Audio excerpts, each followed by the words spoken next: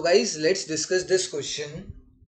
This question says when two demand curves intersect each other, then the dash curve is more elastic at the point of intersection.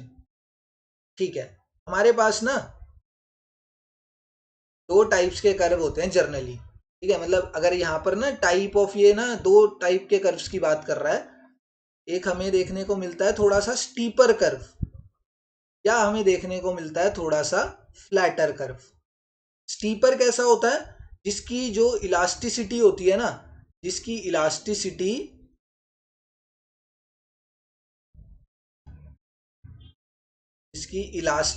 जो होती है वो थोड़ी सी कम होती है. Elasticity कम होती है मतलब किस टाइप का कर्व होता है? अगर मैं यहाँ पर बना के दिखाऊं तो बिल्कुल ऐसा स्ट्रेट सा कर्व होता है, बिल्कुल स्टीप चढ़ाई होती है. इलास्टिसिटी बड़ी कम होती है इस केस में. इलास्टिसिटी बहुत कम होती है. रीजन बीइंग कि अगर तुम ध्यान से देखो तो यहाँ पर हमारा प्राइस होता है, इधर क्वांटिटी होता है.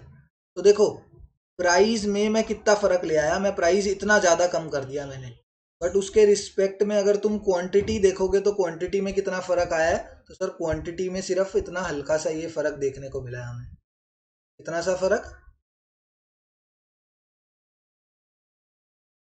में सिर्फ ये हल्का सा फ़र्क देखने को मिला. डिक्रीज कितनी हुई थी? इतनी ज़्यादा. फ़र्क कितना देखने को मिला? इतना सा.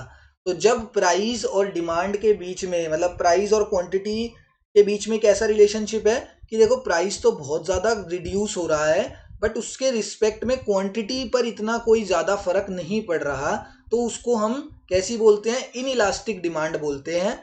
मतलब उसकी इलास्टिसिटी कैसी होती है? कम. बट वहीं अगर मैं फ्लैटर कर्व की बात करूं तो उसकी इलास्टिसिटी कैसी होती है? फ्लैटर कर्व की उसकी इलास्टिसिटी ज़्यादा होती है. उसकी इलास्टिसिटी ज़्यादा मतलब उसको हम इलास्टिक कर्व बोलते हैं.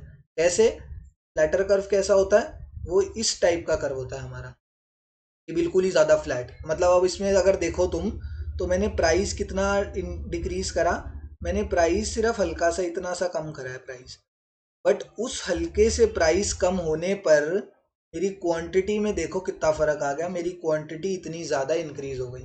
यहाँ पर प्राइस बहुत ज़्यादा फ्लक्चुएट हुआ था एंड क्वांटिटी बहुत कम. यहाँ पर प्राइस हल्का सा फ्लक्चुएट हुआ एंड क्वांटिटी देखो कितनी ज़्यादा डेविएट कर गई. तो जब क्वांटिटी बहुत ज़्यादा डेविएट कर जाती है उसको हम इलास्टिक कर्व बोलते हैं, एंड जब क्वांटिटी बहुत कम डेविएट करती है उसको हम इन इलास्टिक कर्व बोलते हैं. एंड यहाँ पर कौन सा कर्व दे रखा है ये बनाने की ज़रूरत नहीं है, वैसे ही समझ आ गया अपने को. अब यहाँ पर ये इंटरसेक्शन को छोड़ो, इंटरसेक्शन को हटाओ, ये दोनों कर्व्स इंटरसेक्ट करेंगे. आगे का पॉइंट पढ़ो. Dash curve is more elastic at the point of intersection. Which curve is more elastic? Sir flatter curve is more elastic as compare to the steeper curve. ठीक है, हमने देख लिया ना कि फ्लैटर कर्व ज़्यादा इलास्टिक है. तो the correct answer to this question is when two demand curves intersect each other, then the flatter curve is more elastic at the point of intersection. Thank you.